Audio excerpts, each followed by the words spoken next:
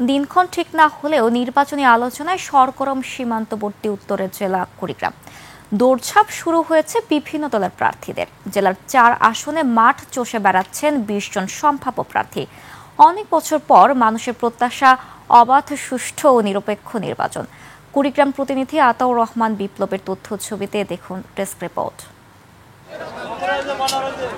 16টি নদ-নদী বেষ্টিত উত্তরের জনপদ কুড়িগ্রামে সংসদীয় আসন 4টি। প্রতি আসনে বিএনপির একাধিক প্রার্থী থাকলেও জামায়াতে ইসলামী, গণ অধিকার পরিষদ, এনসিপি ও ইসলামী আন্দোলনের একজন করে প্রার্থী রয়েছেন।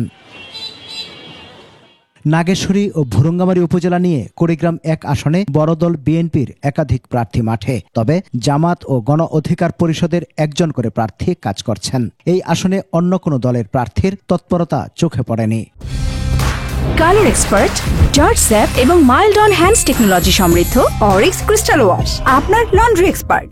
দল যদি আমাকে মনোনয়ন দেয়, ইনশাল্লাহ আমি নাগেশ্বরী, ভুঙ্গামারী, কুড়িগ্রাম 1 আসনের মানুষের সেই আশা আকাঙ্ক্ষাগুলো পূরণ করতে পারবো। রাজারহাট, ফুলবাড়ী ও সদর উপজেলা নিয়ে কুড়িগ্রাম 2 আসনেও বিএনপির একাধিক প্রার্থী তৎপর। এই আসনে জামায়াতে ইসলামী, এনসিপি ও ইসলামী আন্দোলনের একজন করে প্রার্থীর তৎপরতা দৃশ্যমান।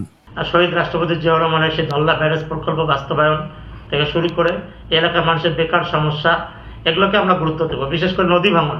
ডাকসু নির্বাচনও করেছিলাম, সেই ধারাবাহিকতায় কুড়িগ্রামের জনগণের পাশে তখন থেকে আছি, এখনো আছি। একটা মাল্টি স্কিল ডেভেলপমেন্ট সেন্টার বানাইতে চাই, যে সেন্টার থেকে আমাদের ছেলেমেয়েরা কেউ প্রবাসে যেতে চাইলে প্রবাসে যেতে পারবে, কেউ যদি কোনো ধরনের প্রতিষ্ঠানে চাকরি করতে চায়, তার চাকরির যে বেসিক কোয়ালিটি থাকা দরকার সেগুলো অর্জিত হবে। কুড়িগ্রাম 3 উলিপুর আসনে বিএনপি ও জামাতের একাধিক প্রার্থী থাকলেও গণ অধিকার পরিষদের একজন সম্ভাব্য প্রার্থী জনসংযোগ করছেন। যতবার মানুষ ভোট দিতে পেরেছে, বিএনপি সরকার গঠন করতে ক্ষমতায় গেছে।